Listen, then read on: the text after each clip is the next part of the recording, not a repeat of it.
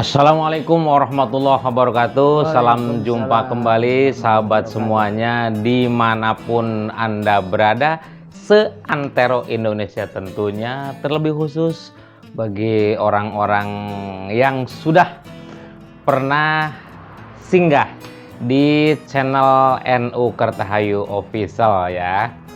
Salam jumpa kembali dengan saya Yono Mustafa.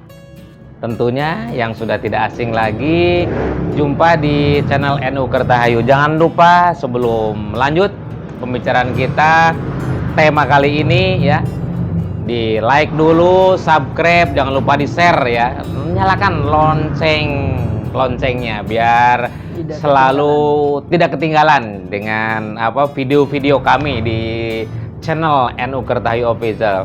Baik sahabat semuanya, dimanapun Anda berada, seperti biasa, kali ini kita ditemani dengan sahabat kita.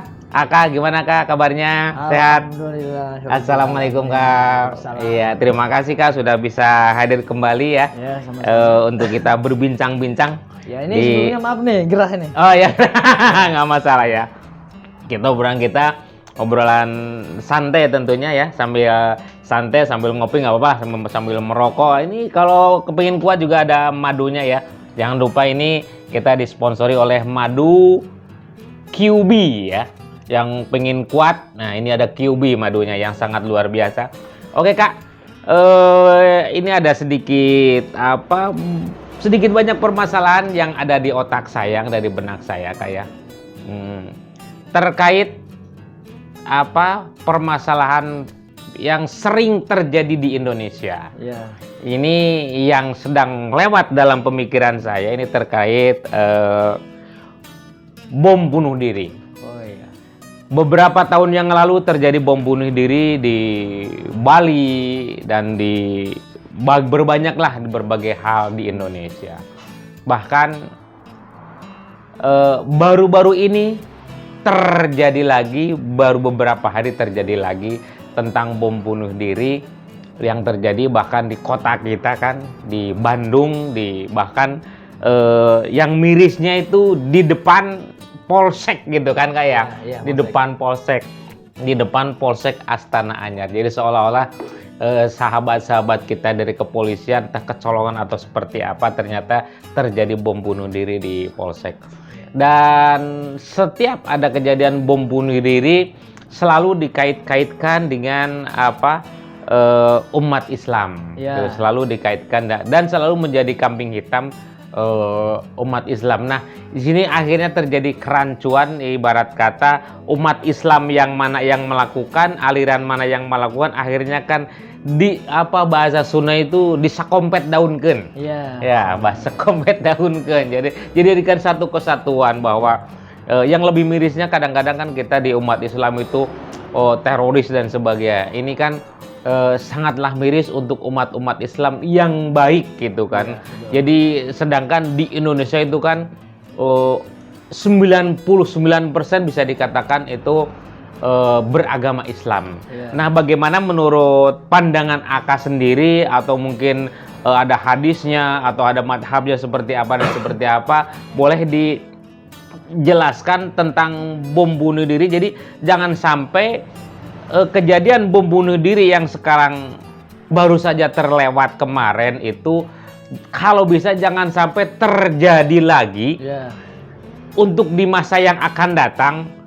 Para penerus bangsa, penerus muda ini menjadi pelaku bom bunuh diri gitu kan, menjadi penganten. Jangan sampai generasi muda Indonesia ini kena doktrin gitu kan, kena doktrin untuk melakukan bom bunuh diri yang katanya itu jihad gitu kan. Cuma jihad itu kan menurut nanti coba diterangkan Kak, jihad itu seperti apa dan sebagainya. Ya silakan Kak, seperti apa? Bismillahirrahmanirrahim. La haula wala quwwata illa billahil azim. Mohon izin saya untuk berkomentar Al-Fakir. Serba kekurangan ilmu ya. Terkait kasus bom bunuh diri. Betul. Ya, jadi orang kita harus kaji dulu. Betul. Kaji dulu kenapa dia bisa bom bunuh diri. Itu harus dikaji. Kenapa orang itu Bisa melakukan bom bunuh diri? Ya. Nah, jadi, Sedangkan kalau sudah bom bunuh diri itu kan dianya pun meledak, Ya. meninggal gitu kan? jadi dari mana dorongannya? Nah, itulah. Jadi akar masalahnya, kenapa dia sampai beriktikat untuk membom bunuh diri. Dan Betul. bom bunuh diri itu bukan bom sendiri, Betul. tapi mencari target orang Banyak. yang, banyak. Nah, kita harus target harus telusuri apa akar masalahnya. Ya. Jadi Pak Kayong, saya menemukan dalam kitab Asy-Syarqawi atau yang sering kita sebut kitab Hudi, sumber kekufuran dan sumber akidah bid'ah itu sumbernya ada 7. Wih, loba banyak. Ya, ada 7. Jadi mari kita kaji. Ini teroris ini menjadi beriktikad yang bid'ah. Kenapa saya katakan bid'ah? Nanti ada kaidah-kaidah yang memponis atau membuktikan bahwa akidah ideologi terorisme para teroris yang suka bom bunuh diri gak jelas itu bid'ah. Ada bukti. Jadi kita kembali faktor kenapa orang terjerumus kepada akidah bid'ah, sesat, error, bahkan terjerumus kepada akidah kekufuran. Sebentar Kak, artinya di sini melakukan bom bunuh diri itu berarti dia sudah melakukan bid'ah. Akidah bid'ah. Bahkan masuk ke kufur gitu. Ada yang bisa menjerumus ke kekufuran. Ada. Ya. Nah, di antaranya sumbernya ada 7. Kenapa seseorang bisa terjerumus kepada ideologi bid'ah atau ideologi kekufuran, terjerumus kufur. Jadi yang pertama ialah kata Imam Sanusi dalam kitab Muqaddimat, wal aslu kufri wal bid'ah sab'ah. Sumber terjerumus ke kufuran dan sumber terjerumus kepada bid'ah, akidah khususnya ideologi itu ada 7. 1 al-ijabu dati. Apa al-ijabudati? Wahwa isnadul kainat ila Allah ta'ala ala sabili ta'lil awi tabi min ghairi ikhtiarin. Jadi apa? Jadi ijabudati itu orang berideologi, berkeyakinan bahwa adanya Tuhan itu karena ada makhluk. Betul. Jadi bukan adanya makhluk karena ada Tuhan, tapi adanya Tuhan itu karena ada makhluk. Karena makhluk yang menyebutnya Tuhan. Ya. Jadi seandainya makhluk itu tidak ada, maka Tuhan tidak ada. Itu ya faktor atau masalah disebut ijabudati. Dan jadi itu kalau bahasa biasanya itu fakta yang diputar balikan kalau begitu ya Kak ya. Iya. Itu siapa yang terjerumus seperti itu? Itu biasanya aslu kupri alil pula sipah. Jadi sumber kekufuran para filsafat tuh ini. Alladzi ja'alu data Allah Ta'ala ilatan lil mungkin bilah tiari. Jadi orang filsafat itu, orang filosofi meyakinkan bahwa ketemunya Tuhan itu karena ada makhluk. Jadi maksudnya adanya Tuhan itu karena ada makhluk. Betul. Orang filsafat kan mencari tentang Tuhan. Iya. Jadi kebalik. Maka kalau berkeyakinan bahwa adanya Tuhan karena adanya makhluk, itu menjadi sumber kekufuran. Maka ikhtilaf Imam Nawawi dan Imam Ibnu Shalah hukumnya haram mengkaji ilmu filsafat, tetapi menurut Imam Ghazali boleh-boleh saja, bahkan bisa sunnat. Kata Imam Ghazali, karena man lam ya'rif besar ya kofi. Kalau kita tidak memahami kesesatan, tidak mengkaji kesesatan, justru kita yang akan terjerumus terhadap kesesatan. Ke dalam kesesatan. Ya. Kalau kita sudah tahu kesesatan, kita bisa mencari jalan kebenaran. Betul. Gitu. Jadi Imam Ibnu Shalah itu ada kekhawatiran Imam Nawawi. Baik, yang kedua. Tahsinul akli. Apa tahsinul akli? Tahsinul akli wa huwa kaunu af'alillahi ta'ala wa ahkamihi mauqufatan aklan alal agrod wa huwa jalbul masalih wa daf'il mafasid. Ialah berkeyakinan bahwa segala ketentuan dan perbuatan Allah itu harus mengandung tujuan. Padahal Allah tidak berbuat sesuatu itu tidak ada tujuan. Kalau ada tujuan berarti Allah butuh kepada tujuan tersebut. Sedangkan Allah nggak membutuhkan kita, Apapun. tapi kita yang butuh Allah gitu Iya. kan? Iya. Itu sama sekali Allah nggak butuh. Hmm. Nggak ada. Kalau Allah ada tujuan, berarti Allah perlu butuh terhadap tujuan tersebut. Betul. Contoh kita, kenapa Anda berbuat itu? Karena saya punya tujuan ini loh. Nah, Berarti saya butuh dong. betul. Apa butuh? Butuh bahasa Arabnya fakir. Masa Allah fakir? Betul. Nah, maka itu termasuk sumber kesesatan. Aslu kupril barohama minal pulasifa hatta napau nubuat. Wa aslu dolalatil mutajilah hatta aujabu alallahi ta'ala murau atas sholah wal aslah. Itu sumber kesesatan kelompok barohama. Kelompok barohama itu termasuk golongan dari kalangan pulasifah juga. Dan sumber kesesatan mu'tajilah.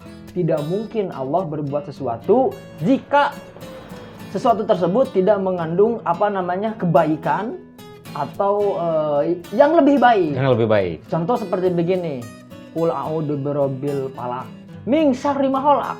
Jadi Mu'tazilah itu maknya manafi. Karena Allah tidak mungkin membuat syar, keburukan. Itu manafi kata Mu'tazilah. Kalau kata Ahlussunnah wal Jamaah, boleh saja Allah menciptakan keburukan, tapi tidak disebutkan Allah itu buruk. Contoh seperti gini. Kita ngecat tembok warna hijau dan warna merah. Apakah kita yang ngecat tembok itu disebut kita yang merah, kita yang hijau? Kan tidak. Yang divonis hijau dan merah itu bukan kita, tapi temboknya. Nah, maka jika Allah sama sekali mustahil membuat keburukan, itu termasuk sumber kesesatan tahsinul akli namanya. Yaitu sumber kesesatan Mu'tazilah dan sumber kekufuran kalangan filsafat barohama. Kemudian yang ketiga, ini agak banyak ya, jadi para pemirsa boleh diputar-putar, dipahami satu persatu. Yang ketiga, sumber kesesatan yang bisa menjerumuskan kekufuran dan itikat bid'ah ialah taqlidur rodi. Apa taqlidur rodi? Wa huwa mutaba'atul ghair ajil hamiyah wa ta'assub min ghairi labin lil haq. Jadi Jadi mengikuti orang lain, entah itu guru, entah itu suatu tokoh, suatu pembesar, tapi dengan tujuan ta'assub asobiyah, berkelompok-kelompok tanpa mencari kebenaran. Nah, jadi kita mengikuti seseorang dengan hanya berniat tujuannya itu hanya membuat kelompok-kelompok besar. Itu kalau dalam politik, dalam ekonomi, dalam partai itu nggak apa-apa. Itu dunia kan. Ini kan masalah akidah. Itu nggak boleh. Justru itu menjadi sumber kesesatan.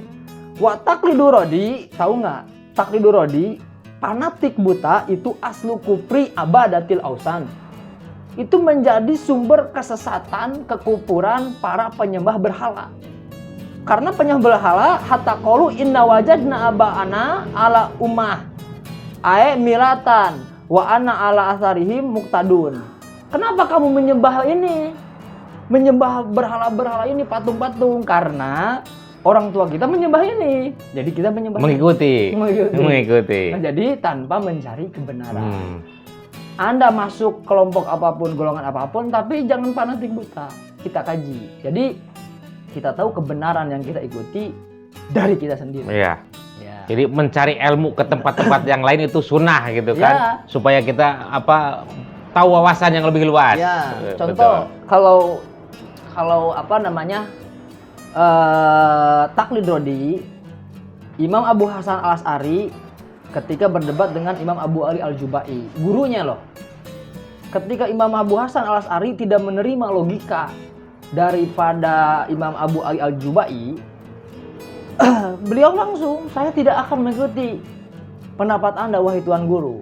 mohon maaf karena Untuk hal ini. untuk hal ini. Iya. Karena saya tidak bisa terima keyakinan Anda ini. Akhirnya Imam Abu Hasan Al-Asy'ari walaupun berbeda dengan gurunya tapi harmonis. Tapi beliau tidak ikut dalam keyakinan ini. Akhirnya beliau merumuskan akidah Ahlussunnah wal Jamaah. Bayangkan kalau seorang Abu Hasan Al-Asy'ari tidak berani mendebat gurunya karena beliau seorang guru, maka tidak akan mungkin secara syariat, secara sabab tidak akan lahir Ahlussunnah wal Jamaah. Begitu. Berarti yang berapa sekarang? Kelima ya? Ya, yang kelima. Keempat. Jadi yang keempat itu sumber kesesatan itu arabtul adi wasubutu talajum baina amrin wa amrin wujudan atau adaman biwa sotitikrar.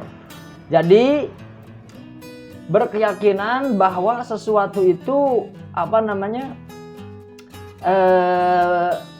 talajum itu sesuatu yang otomatis harus. Contoh seperti begini. Kalau saya tidak makan obat, pasti saya sakit. Kalau saya makan obat, pasti saya sakit. Itu secara akal. Maka itu tidak boleh. Itu menjadi sumber kesesatan. Betul. Contoh seperti begini. Kalau kita kalau kita makan obat pasti sembuh. Kalau kita tidak makan obat pasti tidak sembuh. Apakah Anda pernah pusing kepala? Iya. Anda pernah sembuh dengan obat? Iya. Obatnya apa? Bodrek. Maaf saya sebutkan. Kemudian suatu saat lagi pernah sakit. Kok makan obat tersebut nggak sembuh? Betul. Nah itu ternyata menjadi sumber kesesatan. Jadi selalu mengkaitkan kepastian secara tabiat. Jadi kalau gak gini, gak bakalan gini. Kalau berbicara syariat boleh, berbicara sebab boleh, tapi berbicara keyakinan hak ketentuan Allah. Hak ketentuan Allah. Betul. Contoh kita kalau nggak kerja, nggak bisnis, nggak berekonomi, kita makan nggak? Makan tetap makan. Karena ada orang yang nggak bisa kerja, nggak bisa bisnis, bahkan nggak bisa berpikir, tapi bisa makan. Tetap makan, tetap hidup. Iya. Nah jadi sebab kita bisa makan karena kita kerja, karena kita berbisnis, karena kita berekonomi yang semangat. Iya. Nah itu sumber aslu kufri tobain wa liman tabi'ahum min jumlatil mu'minin. Itu sumber kesesatan, kekufuran, bahkan di sini orang-orang yang mendewakan akal. Yang mendewakan akal secara tabiat itu harus seperti ini, tidak mungkin seperti ini, dan banyaklah orang-orang mukmin yang tersesatkan. Kemudian yang kelima, simpel saja ya. Yang kelima ialah jahlul murakab. Apa jahlul murakab? Ayajhalal haq wa yajhalu jahlahu bihi. Jadi jahlul murakab ini mengetahui sesuatu tapi tidak tepat. Dan dia tidak tahu bahwa dia itu salah. Itu jahlul murakab. Salahnya lagi tidak mau mencari keterangan dari yang lain. Iya, itu jahlul murakab. Contoh begini. Kita tahu nggak bahan dasar alkohol? Oh nggak tahu. Nah berarti itu jahal basit. Kalau jahlul murakab tahu loh saya bahan dasar alkohol. Bahan dasarnya itu dari garam, dari daun pisang, dari daun singkong. Itu jahal. Tapi beda jahal yang pertama, bodoh. Itu jahalnya jahlul murakab.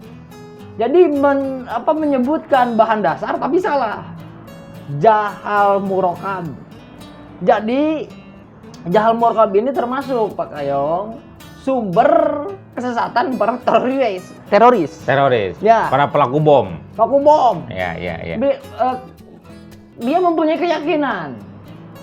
Karena dia berani berbuat karena mempunyai keyakinan, tapi keyakinannya tidak benar. Salah. Dan dia tidak menyadari bahwa dia itu salah. Dia mempunyai keyakinan kalau melakukan bom bunuh diri hadiahnya surga, mungkin seperti itu ya. Karena bidadari. ada yang memberikan doktrin gitu kan. Doktrin. Iya, iya. Nah ini kita berbicara sumber kesesatan dulu ya. Ya. Jadi mengetahui sesuatu tapi salah. Salah. Nah maka itu menjadi sumber kesesatan ahli bid'ah dan bisa menjerumuskan kepada kekufuran. Itu adalah aslu dolati kasirin ka'tiqodil pulasipah taksirul aplak.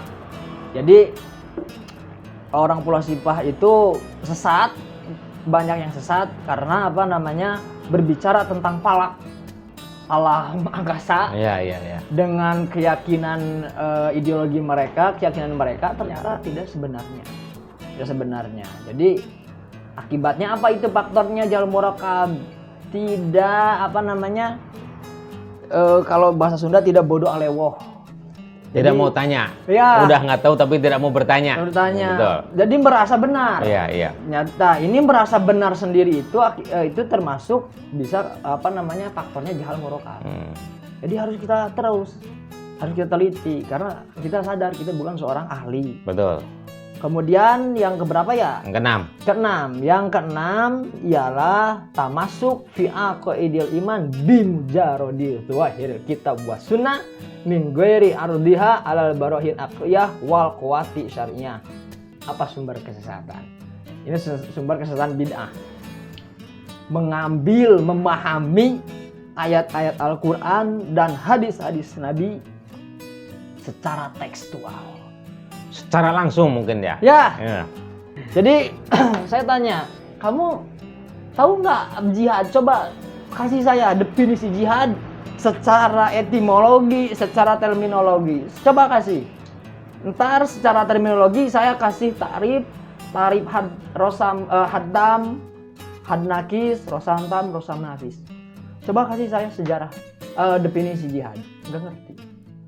Taksim jihad menjadi berapa? Coba taksim. Kamu ngaji nggak ilmu munadoroh? Ayo kayak taksim ke saya.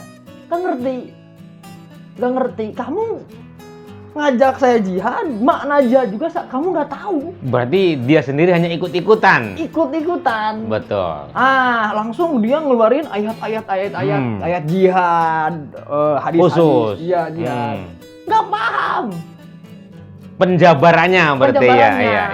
Hampir lebih dari 80 bahkan 90%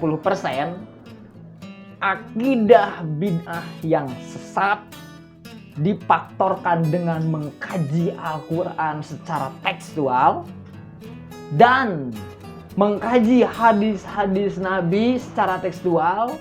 Ketiga, tidak memahami kontradiksi antara ayat yang lain dengan ayat yang lain. Hadis yang lain dengan hadis yang lain. Betul. Ayat dengan hadis, hadis dengan ayat. Itu sumber kesesatan. Itu hampir dipastikan loh. Betul. Nah, maka hati-hati. Jadi pertama sumbernya gini.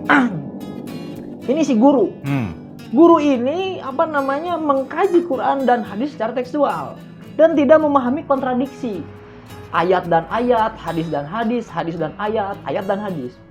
Kemudian dia sudah sesat mengajarkan Ke bawahnya. ke bawah Ke murid-muridnya. si murid-muridnya ini pengikutnya taklid rodi. Jadi fanatik buta, tidak mencari kebenaran Dari apa yang disampaikan oleh guru. para pemuka-pemuka agama yang lain. Iya. Jadi sinkron dong. Sinkron. Maka saya pernah lihat video tersebut judulnya 9 menit mensiahkan orang. Betul. Jadi ada bumbu-bumbu doktrin. Saya sering bertemu dengan mereka. Sering berbicara sunnah, berbicara Quran, berbicara jihad, berbicara syariat Islam. Wallahi, demi Allah, mereka tidak paham apa yang mereka sampaikan. Wallahi demi Allah. Maka ketika mereka terpepet, padahal saya tidak diskusi, tidak berdebat, hanya sharing dan diskusi. Ketika mereka merasa, iya ya, saya salah, saya nggak paham sebenarnya. Nah, yang diajak ngobrol sama saya lumayan tahu lah. Akhirnya mereka menutup. Nah, tidak mau menerima kita lagi untuk berbicara hal-hal seperti itu. Iya. Tapi nggak mau mengikuti jejak kita. Iya. Nah, ini salahnya berarti. Padahal saya berbicara bukan mengajak tobat atau mengajak seperti saya. Enggak. Saya cuma mencari kebenaran, paham nggak Anda ini? Nggak, kalau nggak paham saya kasih paham. Saya kasih paham dengan dalil, data, dan fakta. Maka kata Syed Agil, kalau ada orang yang berbicara, saya beragama hanya cukup dengan Quran dan Sunnah.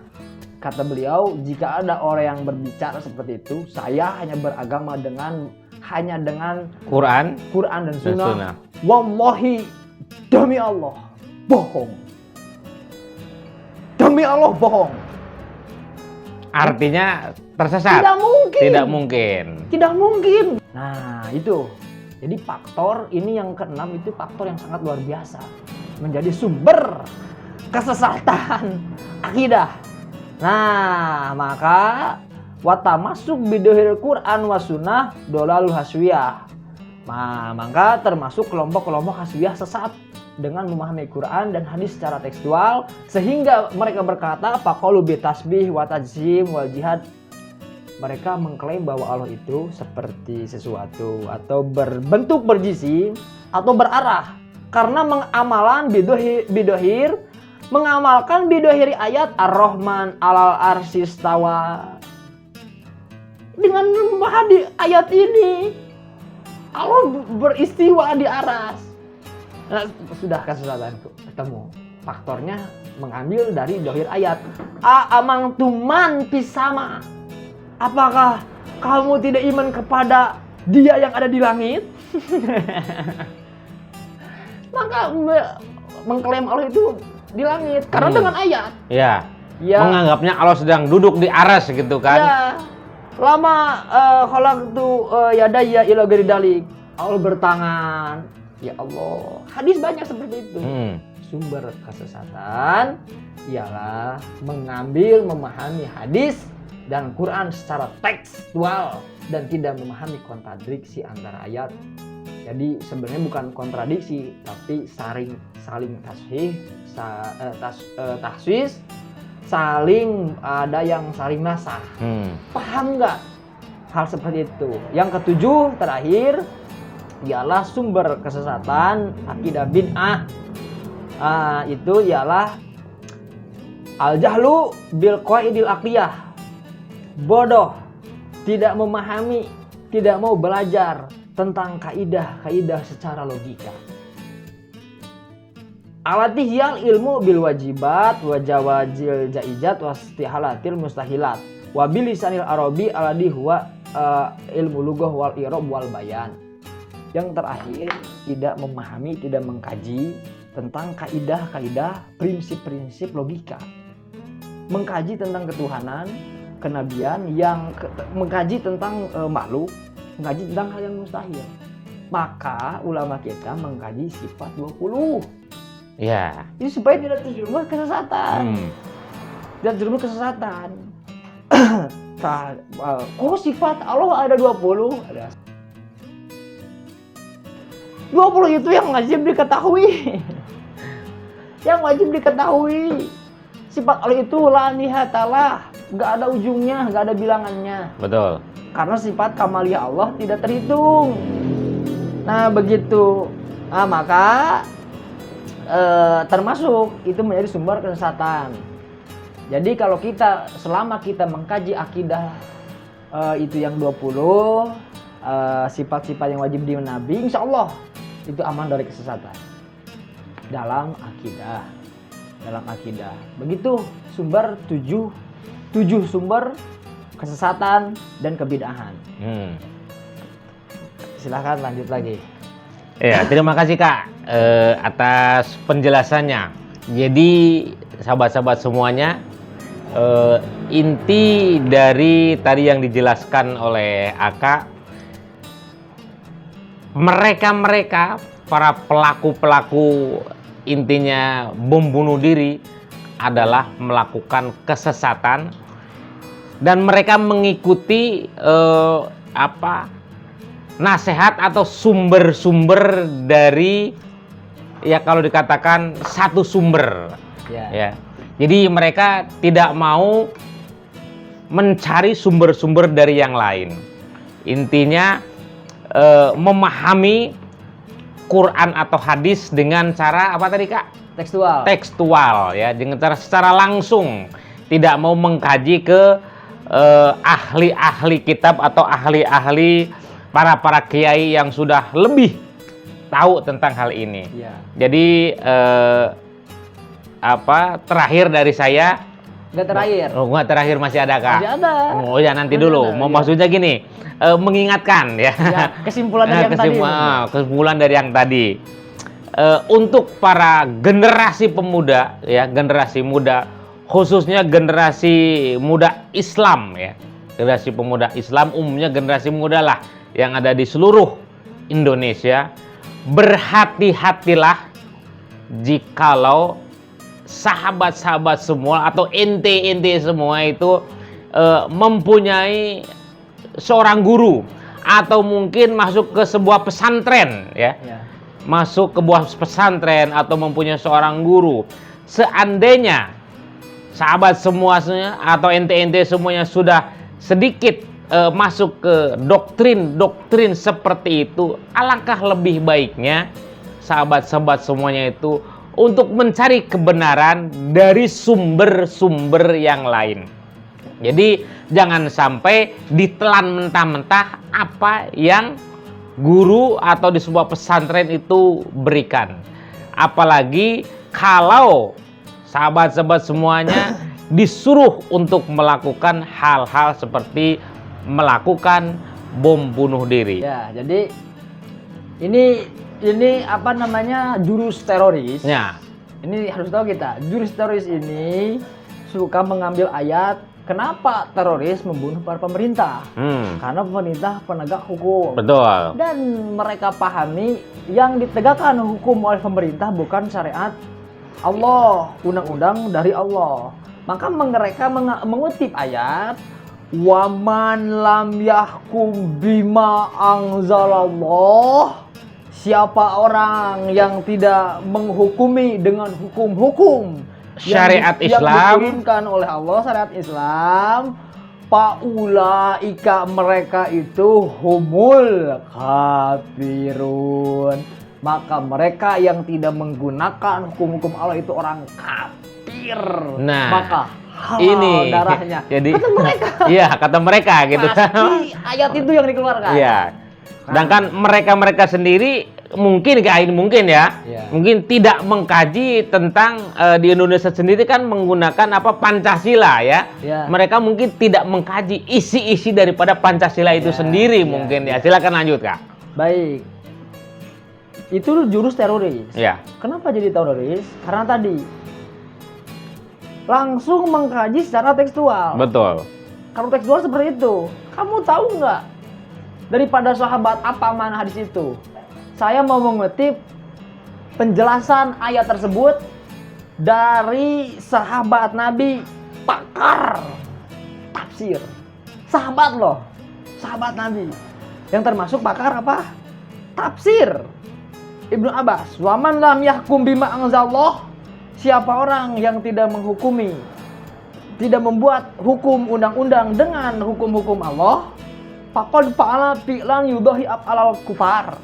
Maka orang tersebut berbuat sesuatu yang menyerupai perbuatan orang kafir. Jadi mananya tidak kafir. Kok jadi kafir? Karena yang dimaksud kafir tersebut ialah yang tidak menghukumi dengan undang-undang dari Allah.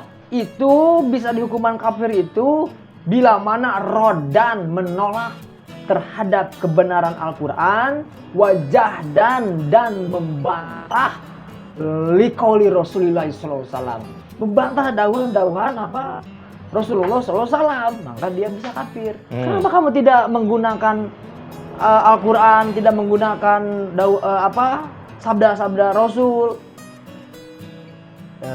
Bingung saya. Atau saya gimana ya? Situasi ini tidak mungkin, tidak cocok, atau ada unsur tertentu, tidak kafir. Jadi yang kafir itu jika kita menolak kebenaran Al-Quran, membantah, membongkar dauhan-dauhan Rasulullah SAW. Jadi itu adalah min adatil Yahud, orang adat-adat Yahudi, adat-adat Nasrani, dan jika seorang mukmin berkeyakinan seperti itu. Itu hadisnya sahih lah ya, ada di hadis sahih Imam Muslim. Ada itu hadisnya. Maka seorang muslim tidak kafir dikarenakan berbuat dosa besar. Tidak. Seorang muslim bersyahadat, beriman kepada Allah dan Rasul, berbuat dosa yang besar sekalipun, itu tidak mengganggu keimanannya, masih dihukumai iman. Maka yang dimaksud ayat tersebut ialah orang yang tidak menghukumi dengan Al-Quran dengan alasan menolak dan membantah, tidak menerima kebenaran Al-Quran. Terus gimana dengan kondisi Indonesia? Kondisi di Indonesia itu banyak para ulama yang paham Quran dan hadis, paham tafsir, paham sejarah, paham siasat. Kalau begitu Anda harus mengkafirkan Sayyidina Umar. Karena apa? Sayyidina Umar menyambuk seorang pemabuk tidak dengan 40 cambukan tetapi dengan 80 cambukan. Padahal Quran, hadis itu yang diajarkan oleh Rasul itu 40. Berarti Sayyidina Umar tidak menghukumi dong. Ini gimana? Nah, tahu nggak sejarah? Jadi Sayyidina Umar itu bukan menggunakan hukum Islam, bos, tapi menggunakan siasah Islam. Bagaimana seorang bandar narkoba dihukum mati? Di Quran, di hadis nggak bakalan ada. Maka itu termasuk siasah Islamnya yang dulu pernah dilakukan oleh Sayyidina Umar. Anggota DPR perumus hukum undang-undang kita. Saya tahu mereka paham loh hadis, mereka paham loh Quran, mereka paham sejarah, mereka paham siasah. Anda bergebu-gebu ingin mendirikan syariat Islam di Indonesia. Itu memang suatu kebaikan, tetapi pikir dong. Ya, betul. Timur Tengah mendirikan syariat Islam. Habis-habisan oleh dunia digempur. Hancur lebur. Paham nggak? Jangankan Anda memahami negara kesatuan Republik Indonesia, memahami kampung saja Anda pasti nggak ngerti. Sadar. Nah, maka kita jangan sampai menyesatkan orang-orang yang sudah puluhan tahun mengkaji ilmu. Anda baru kemarin sore, kita baru kemarin sore, terus jihad. Orang yang puluhan tahun betul. Siang dan malam mengkaji di negeri sendiri, keliling dunia. Anda sesatkan begitu saja. Ini menurut logika, gak logis. Maka gimana seandainya Pak Amaman hukim abi tauhid, orang yang sudah dihukumi dengan orang tersebut dihukumi orang yang bertauhid, iman kepada Allah, iman kepada Rasul, iman kepada Quran dan hadis.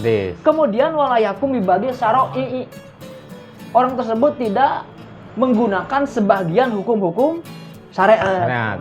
Palayat hulu pihadil ayah, maka orang tersebut tidak termasuk pada ancaman ayat tersebut. Kita sholat bisa, zakat bisa, kok bisa dihukumi? Ini tafsirnya apa? Dalam tafsir Qurtubi. Silahkan. Untuk para saudara-saudara yang saya cintai, ini saya semangat ini karena cinta. Iya, karena cinta dengan saudara-saudara kita ya. Sangat cinta. Sebangsa dan setanah air. Iya, daripada bawa bunuh diri, mending kita jajan bakso di pinggir jalan. Ya, mending ngopi bareng. Ada hadis riwayat Imam Bukhari dan yang lainnya meriwayatkan, termasuk Imam Haisami dalam Al-Mujma' jilid 1 halaman 106, kemudian diriwayatkan oleh Imam At-Tabrani dalam kitab Al-Kabir beliau. Imam Bukhari juga meriwayatkan, kata Rasul Imam Tabrani, kupu an ahli la ilaha illallah, kamu harus menjaga dari orang-orang yang berkeyakinan la ilaha illallah. La tukaffiruhum bidzanbin. Kamu jangan mengklaim kafir yang masih berakidah la ilaha illallah Muhammadur Rasulullah, jangan mengklaim kafir dengan hanya satu dosa. Paman kafara halal la ilaha illallah. Barang siapa yang mengklaim kafir, menuduh kafir kepada orang yang masih beriktikad la ilaha illallah Muhammadur Rasulullah, bahwa ilal kufri aqrab, maka orang yang mengklaim tersebut sangat dekat kepada kekufuran. Kata Rasul. Luar biasa, subhanallah. Berhati-hatilah. Nah, jadi alhasil begini, sumbernya yang kita kaji, yang kita pahami, yang sering saya temui. Ini saya Pak Kayong langsung berkomunikasi dengan orang-orang yang terlibat dengan terorisme. Menyuruh jihad, menyuruh ini, berbicara ISIS, bicara apalah. Sumber faktor di kita ini diantaranya kenapa orang terjerumus kepada ideologi terorisme, sumbernya ialah 3. Satu diantaranya sembarangan berguru. Betul. Ya, sembarangan berguru. Maka standar kita kalau di Indonesia nih, kita berguru. Minimal kalau mau aman tanya. Madhab yang atau bukan kekajiannya juga kita amati. Madhab yang kita gurui ini madhabnya apa? Guru kita ini madhabnya apa? Kalau masih mengamalkan madhab yang 4, aman. Kedua, dalam segi akidah. Kalau masih mengkaji sifat 20, itu aman. Kemudian segi tasawuf. Jika masih tidak anti tasawuf, itu juga aman. Jadi bermadhab salah satu yang 4, berakidah masih mengkaji sifat 20. Ini standar di wilayah khususnya Indonesia. Yang ketiga, tidak anti tasawuf. Ialah tasawufnya Imam Al-Ghazali, Imam Abu Hasan Al-Asy'ari, Imam Junaidi Al-Baghdadi. Kemudian itu faktornya tidak mengkaji itu. Faktor yang kedua diantaranya itu sering membaca buku-buku yang tidak jelas sehingga berideologi, suka memahami ayat-ayat dan hadis secara tekstual. Nah, yang ketiga diantaranya kalau kita belajar maksudnya entah ngaji, entah kuliah, kita jangan lepas dari mayoritas yang ada di Indonesia. Betul, itu ada hadisnya. Siwadul A'dham, yang lepas dari mayoritas. Karena mayoritas itu yang ada jangan lepas dari mayoritas yang ada di negara tersebut mungkin gitu ya. Di negara tersebut ataupun di dunia. Di dunia khususnya gitu. Nah, jadi di antaranya kita berguru tidak teliti. Kemudian kita suka belajar secara tekstual, entah Quran entah hadis, membaca buku-buku yang sumbernya tidak jelas. Kemudian kita tidak ikut mayoritas, maka diantaranya punya kestandaran kalau kita ini guru aman nggak, tidak masih ngaji kitab kuning nggak. Kalau khususnya di daerah Sunda atau Jawa, kalau masih ngaji kitab kuning berarti aman. Nggak gaji kitab kuning nih, cuman Bukhari sama Quran saja, itu bukan nggak aman, tapi hati-hati. Bisa itu orang-orang. Ya, betul. Ya, ini pembicaraan kita dengan bahasan ini semakin lama semakin asik, tapi waktu juga mungkin kayak. Ya, waktu juga karena kita terlalu asik ini. Terlalu asik. Mungkin kesimpulan lagi buat sahabat-sahabat semuanya, kesimpulan yang terakhir, masuklah ke pesantren, pilih pesantren. Kalau bisa yang betul, kalau mau belajar di pesantren, pilihlah pesantren yang ahlus sunnah wal jamaah. Ya. Kalau nggak pesantren juga, kalau belajar kita sambil kerja, sambil kuliah, kita harus pilih-pilih. Pilih-pilih aja. Jadi antaranya kriterianya seperti itu. Ya, seperti tadi yang sudah Aka bicarakan. Jadi berhati-hatilah dalam memilih guru dan berhati-hatilah dalam masuk pesantren kalau teman-teman yang mau masuk pesantren. Terima kasih sahabat-sahabat semuanya. Mudah-mudahan pembicaraan kita hari ini bermanfaat. Oke sahabat semuanya, terima kasih. Dari saya, terima kasih Kak sekali lagi ya. Terima kasih. Wallahul muwaffiq ila aqwamit thoriq. Wassalamualaikum warahmatullahi wabarakatuh.